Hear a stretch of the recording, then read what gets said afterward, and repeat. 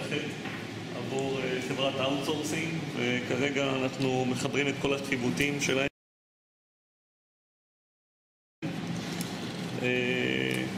זו בעצם מערכת real time מבוססת Embedded Linux. יש לה בין השאר גם Wi-Fi, גם עבודה עם GSM.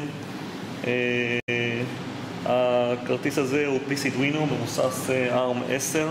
הכרטיס הזה בעצם יישאר כאן בתוספת פיתוח שלנו, חומרה ותוכנה.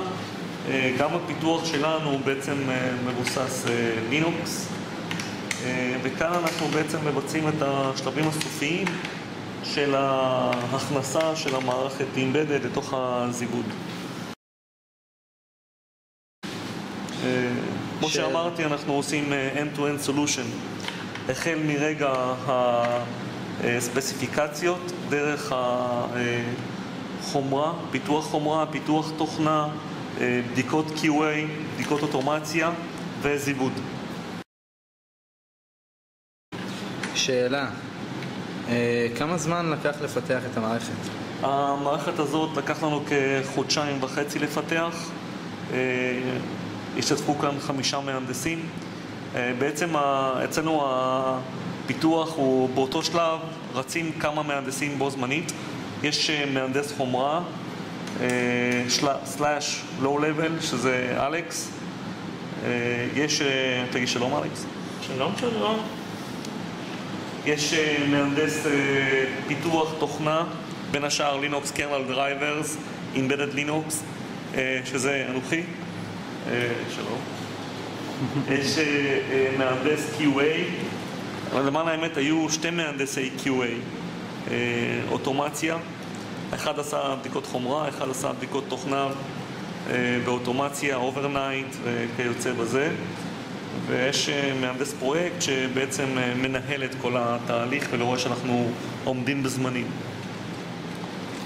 היום אנחנו בעצם כבר סגרנו את האב טיפוס, ובעזרת השם נביא את זה לחברה. הכל עושה רושם שעובד יפה מאוד.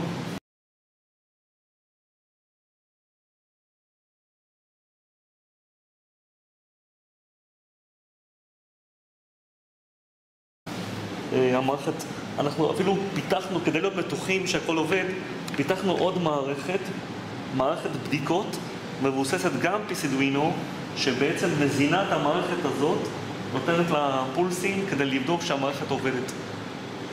יפה מאוד.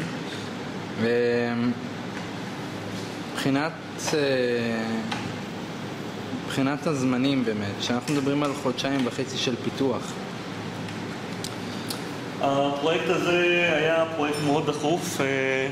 במקרה הזה נאלצנו גם לעבוד גם בחג, ראש השנה, וגם בימי שישי. עמידה בזמנים היא קודש מבחינתנו. מה שהבטחנו, אנחנו עושים את המקסימום כדי לקיים. אני לא אומר שלא היו בעיות, היו בעיות, אבל צריך לפתור אותן. יפה מאוד. בכל אופן, אם אנחנו יכולים לעמוד לשירותכם, אנחנו נשמח. לעשות לנו קשר. מצוין.